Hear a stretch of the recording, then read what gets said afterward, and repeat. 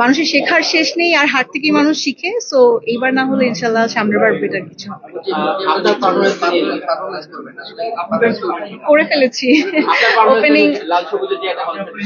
হ্যাঁ, আমার পারফরমেন্সটা ছিল আসলে দেশের নিয়ে, দেশকে রিপ্রেজেন্ট করা। আর 2024 সালটায় আসলে আমাদের অনেক হ্যাট্রিক একটা ইয়ার গিয়েছে, অনেক আপস এন্ড ডাউনস, মাঝখানে আমাদের আন্দোলন গিয়েছে, আমাদের শহীদদের প্রতি শ্রদ্ধা, সবকিছু মিলেই আসলে আমাদের এই ডান্স পারফরমেন্সটা করা। সো ছোট করে আসলে 2024-এর জার্নিটা আসলে তুলে ধরা হয়েছে বাংলাদেশে। কাজ নিয়ে যদি একটু জানতে চাই, অ্যাওয়ার্ডে নমিনেশন আছে কিনা? আমি না, এইবার আমার কাজে নমিনেশন নেই, কারণ এটা হচ্ছে 2023-এর হচ্ছে। সো 2023-এ আমি তেমন কাজ করিনি। 2024-এ ইনশাল্লাহ আমার নমিনেশন থাকবে। 24-এর যে কাজগুলো করলেন আসলে একদম দ্বার প্রান্তে, 25 আসছে, নতুন বছরের পরিকল্পনা কি বা ভ্যালেন্টাইন কোনো কাজ আসছে? হ্যাঁ, ডেফিনেটলি 24টা আমার জন্য একটু স্পেশাল আমি বলবো, কারণ 24-এ আমার ফার্স্ট ওয়েব ফিল্ম করা হয়েছে। এটার জন্য আমি খুব এক্সাইটেড। আর ওটিতে এটা দিয়ে আসলে আমার ত্রিভুজ দিয়ে আসলে আমার ডেবিউ করা হয়েছে। 2025 অলমোস্ট সামনে চলে এসছে, 25-এর জন্য অনেক অনেক ভালো ভালো কাজ প্ল্যান করা হয়েছে। 24-এ আমি ঠিক রেগুলার কাজ করতে পারিনি, বাট ইনশাল্লাহ 25 থেকে রেগুলার কাজ করবো। ও, আর ভ্যালেন্টাইন নিয়ে কোয়েশ্চেন ছিল। হ্যাঁ, ভ্যালেন্টাইনে আমার নাটক আসছে, দুটো ওটিটি নিয়ে আমার অলরেডি প্ল্যান চলছে, একটা বিজ্ঞাপন নিয়ে আমি দেশের বাইরে শুরু করতে। নাটকের পাশাপাশি দেখছি যে আমরা বিভিন্ন জায়গায় পারফরমেন্স করছি আসলে ডান্স। হ্যাঁ, সেটা নিয়ে একটু জানতে চাই, এই ঘটনাটা কখন আসছে বা এটা বাড়ছে? এটা না, বাড়ছে না, এটা আসলে সবার একটা মিস ইনফরমেশন। মানে আপনারা সবাই জানেন যে আমি নাচের মেয়ে। আমার কিছু অডিয়েন্সরা হয়তো জানে না, একটু কনফিউজ হয়ে যায়। আমি আসলে ছোটবেলা থেকে নাচ করি, আমার নাচ থেকেই মিডিয়াতে আসা। আগে অনেক বেশি আমরা স্টেজ প্রোগ্রাম করতাম, স্টেজ পারফরমেন্স গুলো হতো, শিল্পকলা একাডেমি থেকে শুরু করে দেশের বাইরে গভর্নমেন্ট ট্যুর গুলো হতো। বাট এখন আসলে নাচের চর্চাটা একটু কমে এসছে। বাট যেহেতু ডিসেম্বর থেকে আবারও অনেক ফেস্টিভ পূর্ণ একটা মাস, তো এই মাসে হচ্ছে কি অনেক আমাদের নাচের পারফরমেন্স হচ্ছে। আর আমি টুকটাক করে ট্রাই করি, যেহেতু মানুষরা আমার নাচটা পছন্দ করে, আমার হঠাৎ করেই মাথায় আসলো যে আমি টুকটুক করে কন্টেন্ট করে একটু আপলোড করি, সো পিপল ক্যান নো যে অ্যাকচুয়ালি আমি ডান্সার মেয়ে।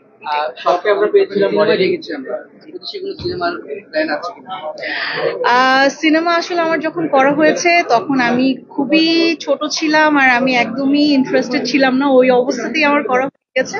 বাট এখন আসলে অনেক সুন্দর সুন্দর সিনেমা হচ্ছে, আমাদের সিনেমার ক্যারিয়ার অনেক ভালো হয়েছে ইনশাল্লাহ। আমি একটু আসলে ডিফারেন্ট টাইপের গল্প খুঁজছি। সিনেমার অফার আসছে না যে তা না, অনেক অফার্স আসছে, বাট আমি একটু ডিফারেন্ট টাইপের ক্যারেক্টার প্লে করতে চাই, যেভাবে আমাকে কেউ আগে কখনো দেখেনি। দ্যাটস ওয়াই একটু ওয়েট করছি।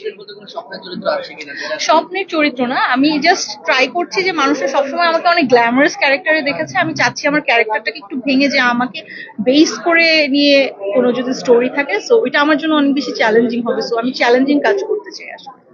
ওয়েব কন্টেন্ট বা ওয়েব ফিল্ম আমি একটু আগে বললাম যে হ্যাঁ, আমার দুটো ওয়েব কন্টেন্ট নিয়ে কথা হচ্ছে, ইনশাআল্লাহ এটা 2025-এ কাজ হয়ে যাবে।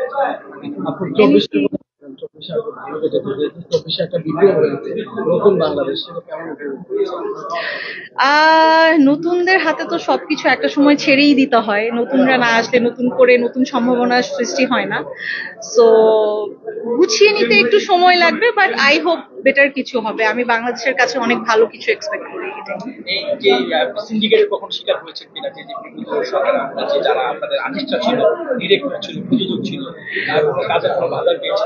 ভাইয়া, সিন্ডিকেট আসলে সব জায়গাতেই থাকে, বাট এগুলাকে কেয়ার করলে আসলে কেয়ার করা হয়।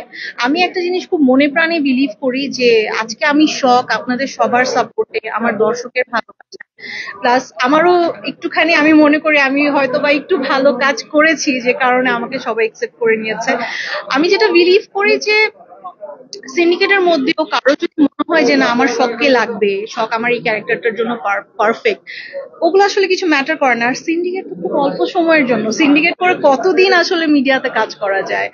আর আমি পার্সোনালি আর্টিস্ট হিসেবে বলবো, আমরা আর্টিস্টরা আসলে ফুলের মতো, এখানে কোনো ধরনের পলিটিক্স, সিন্ডিকেট এগুলো না করাটাই বেটার। আমরা আমাদের কাজের পরিচয় আসলে মানুষের মন জয় করি।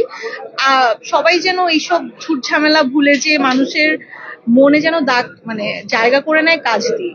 এটাই। একটা প্রশ্ন হলো যে আপনার কি মনে হয় যে বিগত সময়ের শিল্পীরা আসলে রাজনৈতিক সংশ্লিষ্টতা সরি সংশ্লিষ্টতা সময় বেড়ে গিয়েছিল কিনা বা মানতে বাধ্য হচ্ছিল কিনা? ভাইয়া আমি পলিটিক্স নিয়ে একদম কথা বলতে চাই না, কারণ আমি এগুলো খুব কম বুঝি। আমি এগুলো নিয়ে আজকে এত সুন্দর একটা প্রোগ্রাম আমি বলতে চাই।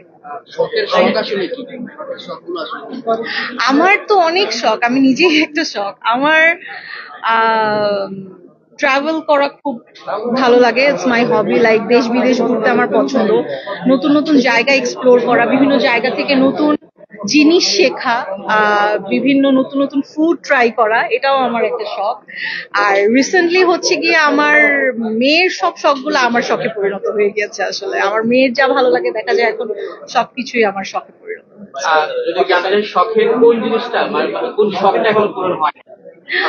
আলহামদুলিল্লাহ, আমার কাছে মনে হয় এখনো পর্যন্ত সব শখই পূরণ হয়েছে। আসলে মানুষের শখের তো শেষ নেই, শখ একটু একটু করে বাড়তে থাকে। লেটস সি আমার নেক্সট কি শখ আসে।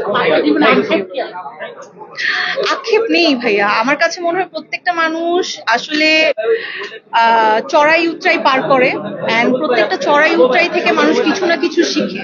আমি আসলে এমন টাইপের মেয়ে যে কখনো থাকে না, কি বলে এটাকে, নিরাশ হয়ে পড়ি না। আমার কাছে মনে হয় যে লাইফের প্রত্যেকটা জার্নিতেই আপস এন্ড ডাউনস থাকবে। আপস থেকে আমরা যেরকম সফলতা পাই, ডাউনস থেকেও আমরা বিভিন্ন নতুন কিছু শেখার জিনিস পাই আর কি। সো আমার কাছে আক্ষেপ বলে কিছু নেই। Thank you.